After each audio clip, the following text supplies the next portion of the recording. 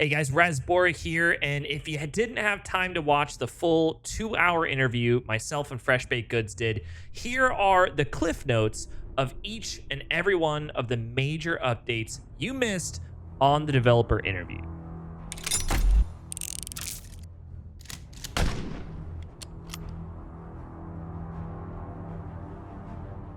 Number one, the next 6 months will be a huge focus on bug fixes and optimization of the game.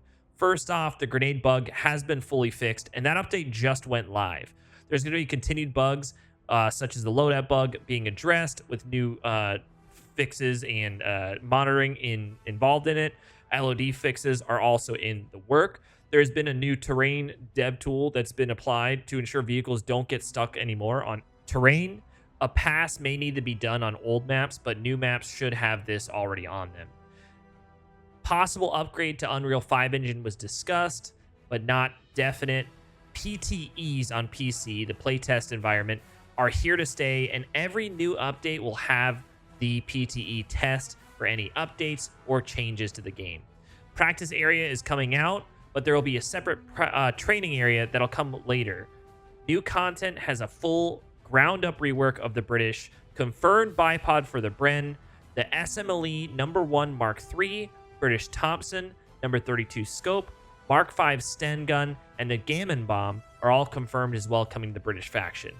As far as armor in the British faction, the Churchill is confirmed, and either the Matilda II or the Valentine are confirmed as well.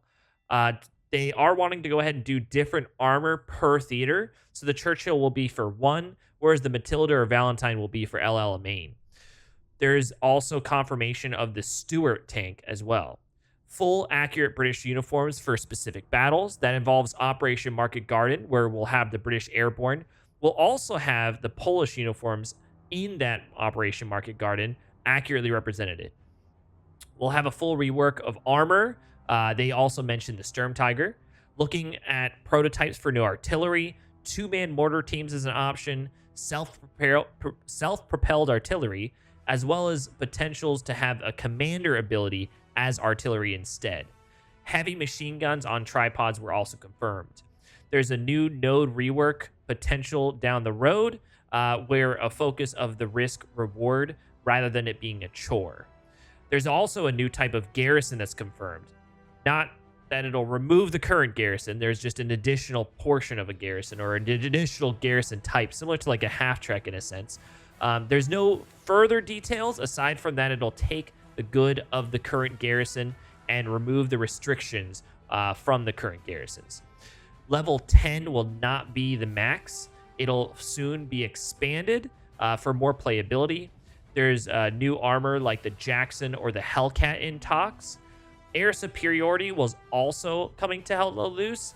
No mention of what capacity this is, as the dev caught himself and said, so the infantry, artillery-esque pieces, armor, and air superiority. Not going to mention that too many times, but air superiority in World War II. There's a major focus on the 50 versus 50 maps for Hell Let Loose. Mortain was confirmed as a new map. There's also new maps with the British and Canadian fighting together, as well as expanding on Commonwealth forces. The Italian forces were wish-listed by the developers as they want to really focus on the Italian front. More African maps coming. On the tank side, there's a full tank rework and a flamethrower tank that's already being prototyped and will be coming to Hell Loose. Last but not least of the cliff notes, the Pacific is 100% confirmed, coming to Hell Let Loose. No timeline just yet.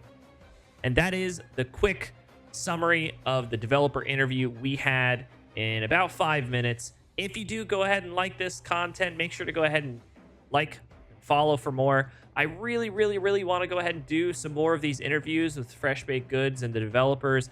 If you guys want to see this as a quarterly thing or a, maybe a yearly thing, I don't know, definitely let me know in the comments. I would love to go ahead and answer some of your questions. And if you have any feedback of that last developer interview, let me know, because I'd love to go ahead and apply that to the next one and try to make it to where we answer maybe even more specific questions. But much love. I'll see you next time on the battlefield.